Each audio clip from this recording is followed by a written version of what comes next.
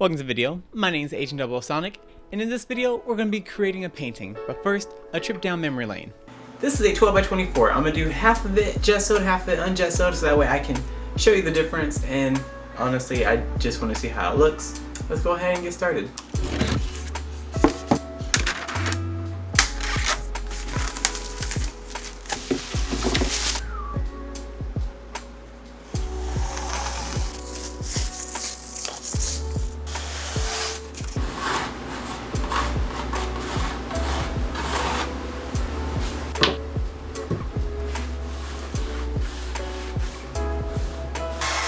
With some fire.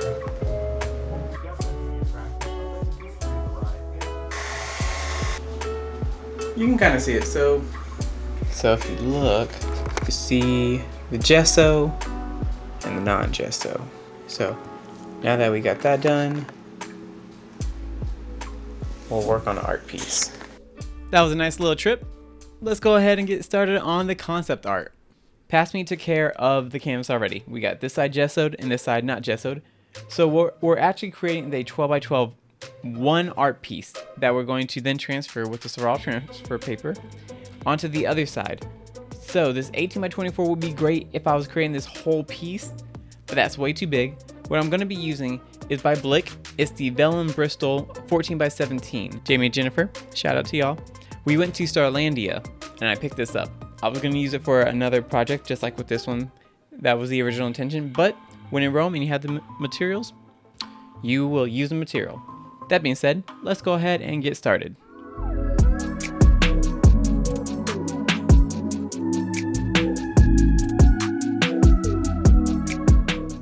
Great. Now for the actual art piece, since this was a duel between gesso and non-gesso, I decided I was going to create a figure boxing, getting ready to land a punch. By using a reference I found online to get my proportions as accurate as I could before I distorted it to my style that I'm trying out, it really helped me get the stance. Oh, and of course I brought back my character in this one because it's been a while.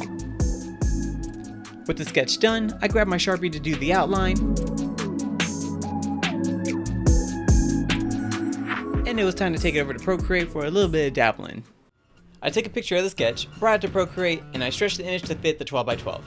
I then copied the layer and created a new canvas, this time a 12 by 24 for the size of the actual canvas. Now the fun begins. I really wanted to see how this is going to look, and I will also say the more I mess with Procreate, the more comfortable I've slowly become with it. And I guess it's true, practice makes perfect.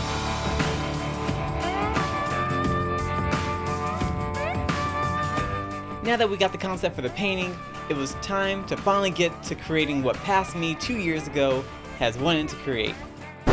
Hey y'all, future Sean here. This video took a super unexpected turn. What I now know is not what I knew, and if I knew what I know now, this video would have been way different. It all began with the transferring step. Now normally I'd grab my Russelll transfer paper, grab my canvas, grab the art piece, transfer it, and be on my merry way. What I didn't know was that the Bristol paper was thicker than any paper I've used thus far, and I already knew it was thick paper, I just didn't know it was that thick. Come here, let me show you. And also, for some weird reason, I wanted to keep the drawing and the paper intact, so I didn't trim it down to the size of the canvas. That was my next mistake. That I'm confident, I just moved all this.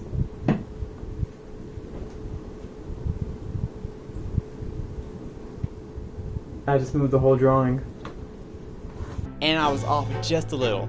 Had to rip up the paper, rip up the transfer paper, and that's when I realized that it wasn't transferring. So then I got the bright idea to move it to the 18 by 24 sketch pad, which I should have did in the first place, but then once I tried to transfer it to that, it didn't work either. By this point, I was running out of options, but then I remembered I had my projector. I got it all set up, but I forgot to remember I was using an older iPad, and my iPad is newer and they changed the ports, so I didn't have the right stuff to connect it. But my old filming camera, thanks to Brother Lady, it's the old iPhone that I'm using for filming, worked, and I connected it, but it was too small for me to project it. On top of that, the projector couldn't focus on the canvas small enough, so yeah.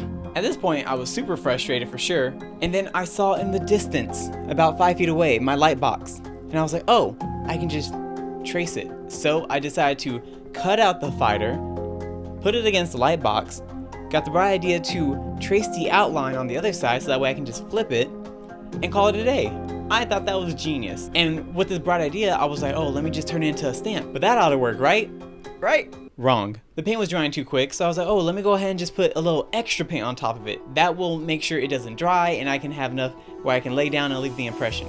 And that was also a bad idea. It created these bubbles. I tried to save face by creating the outline and just using it as a reference, which at this point I should have done way back when. And then I ended up tracing the outline to get the right shape. Now here's a very quick time lapse.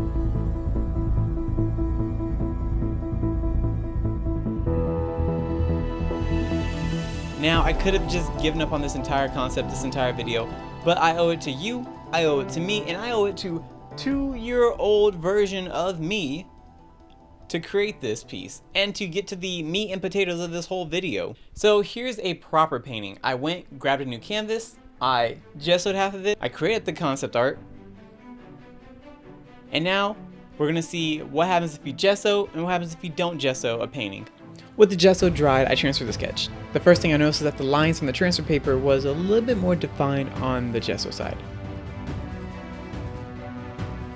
When I started on the background of the non-gesso side, the paint took to the canvas a little bit more, and it took on that rough canvas appearance. The gesso side was a little bit more mute, it blended a little bit better, and it was a little bit smoother. And from what I learned, it's because obviously the paint had a layer to sit on that wasn't just canvas.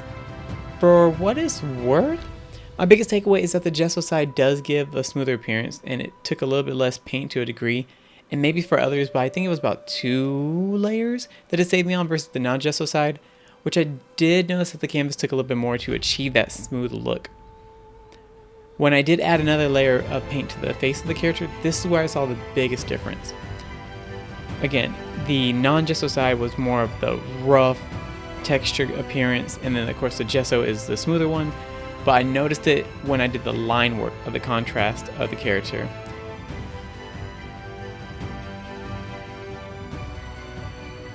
Now, back to past me for the final shots and thoughts.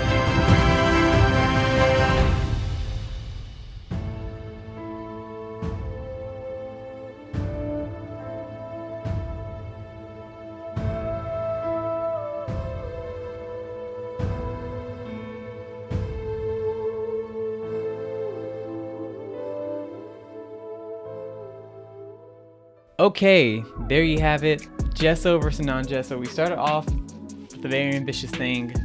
Past me and future past me and everything.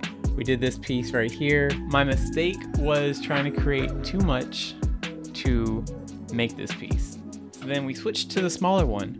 The left side was gesso, the right side was not gessoed. Gesso, non-gesso. And looking at it, it took less paint. It went on a lot smoother, and it was able to carry itself a little bit better. When you have something that is gessoed, you have something for the paint to live off of. When you don't, you get more of a canvas texture to it. And that's really good if you want a certain aesthetic to it, but I really wanted to see if I can get a nice smooth finish. Granted, if you just see it from afar like this, there is not much difference. You can see more of the brush strokes, the non-gesso side, because it took onto the canvas a little bit more. This is a physical manifestation of how I feel after working on this piece. It took a lot longer than I wanted to, but it is done. Again, these are just lessons learned. Everything takes practice, everything takes time.